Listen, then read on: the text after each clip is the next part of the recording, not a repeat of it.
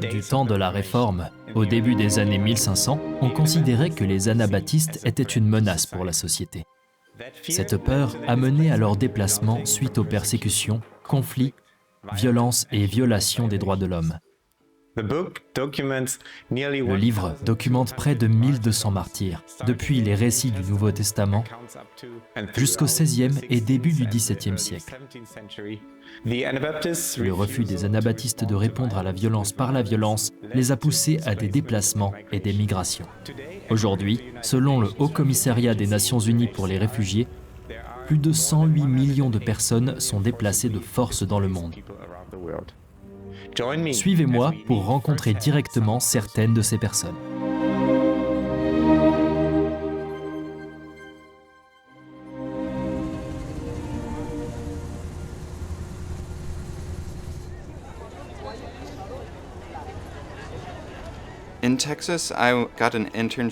Au Texas, j'ai obtenu un stage dans l'organisation Texas Rio Grande Legal Aid.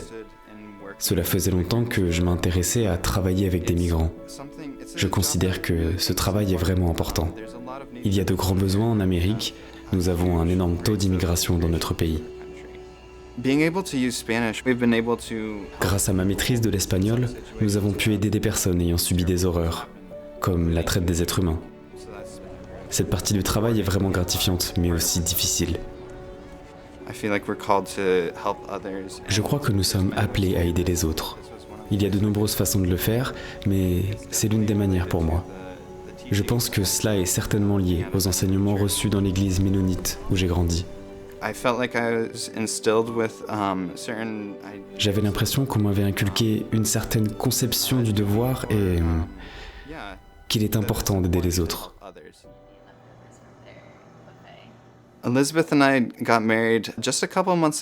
Elisabeth et moi nous sommes mariés il y a quelques mois. Nous sommes très heureux de pouvoir travailler tous les deux dans ce domaine du droit de l'immigration. Elisabeth a commencé ses études de droit. Elle a obtenu une place ici à Baltimore où elle souhaite étudier. Heureusement, beaucoup de travail pour l'immigration se fait ici, entre la capitale Washington DC et Baltimore. Je suis vraiment enthousiaste à l'idée de continuer à travailler dans ce domaine. Malheureusement, je crois que je suis bien ignorant de la situation plus large. Il faut vraiment que j'en apprenne davantage sur la situation mondiale. Nous avons besoin de personnes comme Christopher et Elizabeth pour accompagner les personnes déplacées. L'année dernière, plus de 3 millions de personnes ont traversé la frontière américano-mexicaine, souvent dans les deux sens, dans l'espoir d'une vie nouvelle et meilleure.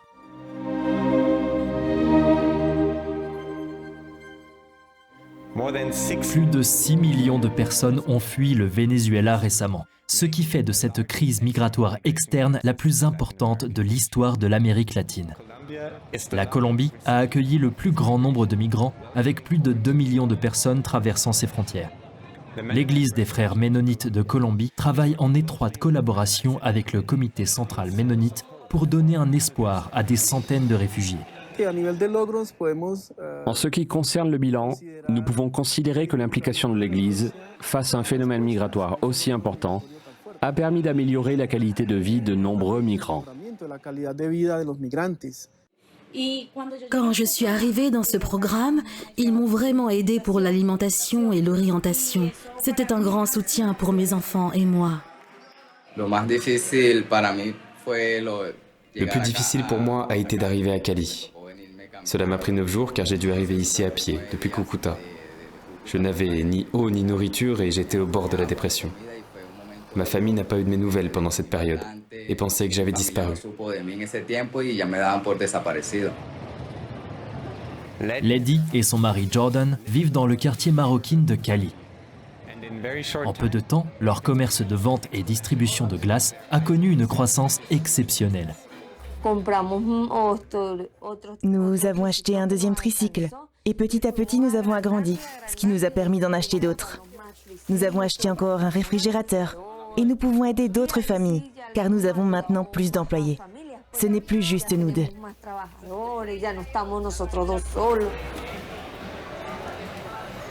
Nuestra intención es Nous aimerions que le programme vise le long terme et non seulement l'urgence. En d'autres mots, nous concentrer davantage sur la pérennité des participants en Colombie.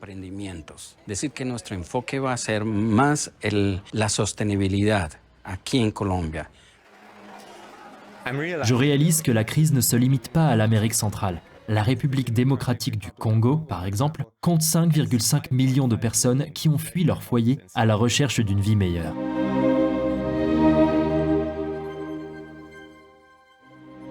Depuis des années, la RDC est le théâtre de souffrance et de misère.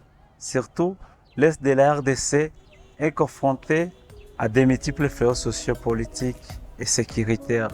En juin 2022, les affrontements dans la province du Nord Kivu sont à la base d'une crise qui affecte plus d'1 million de personnes, dont la plupart se trouvent à Goma et ses environs.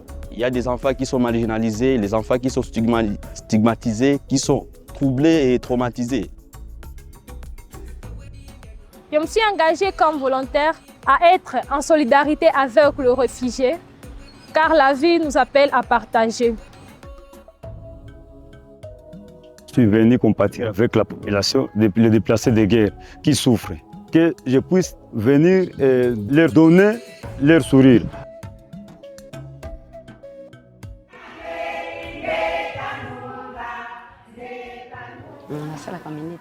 Il ne me faut plus qu'1 minute pour obtenir de l'eau. Quand nous sommes arrivés, la vie était très dure. L'école pour nos enfants, la clinique, nous obtenons de l'eau sans problème. La vie a vraiment changé. Le projet forage est important parce que, vous savez, l'eau c'est la vie. Donc Dieu nous prend en charge, pas seulement spirituellement, mais humainement aussi. Donc tous ces projets tournent autour de l'homme pour que l'homme déplacé puisse bien vivre.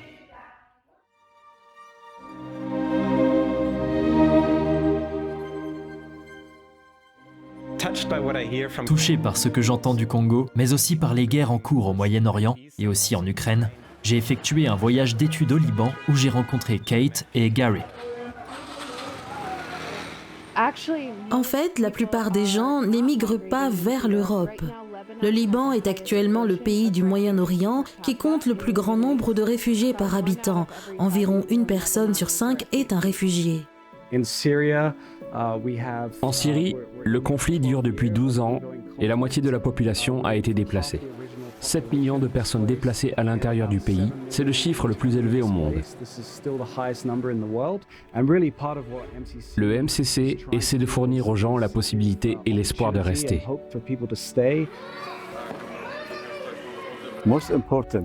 Le plus important pour nous, en tant que personnes déplacées, est de nous faire confiance pour pouvoir vivre ensemble.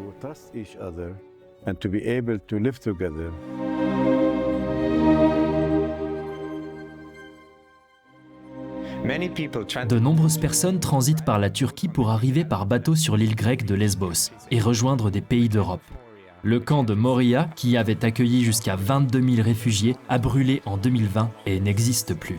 Aujourd'hui, le nouveau camp de Mavrovouni accueille dans de bien meilleures conditions des personnes de nombreux pays, comme l'Éthiopie, l'Afghanistan ou l'Irak. Je suis ici sur l'île de Lesbos, en Grèce. Et de l'autre côté se trouve la Turquie, d'où viennent tous les réfugiés. Ils arrivent au terme d'un voyage très difficile, choisissant souvent le mauvais temps et les petites embarcations pour éviter les autorités. Derrière moi, vous voyez le nouveau camp où tous les réfugiés se trouvent aujourd'hui. Depuis 2015, I-58 a accueilli chaque mois une quarantaine de volontaires américains en Grèce.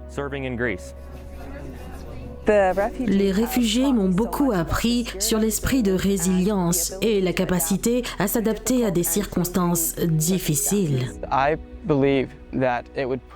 Je crois que cela me ferait grandir sur le plan personnel et servir ceux qui n'ont jamais entendu parler de l'Évangile auparavant. J'ai appris ce que signifie être hospitalier.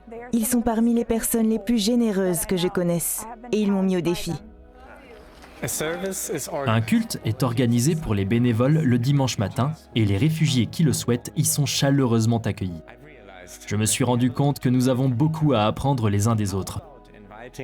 Que dirais-tu d'inviter des personnes déplacées qui vivent à proximité pour une tasse de thé ou de café ?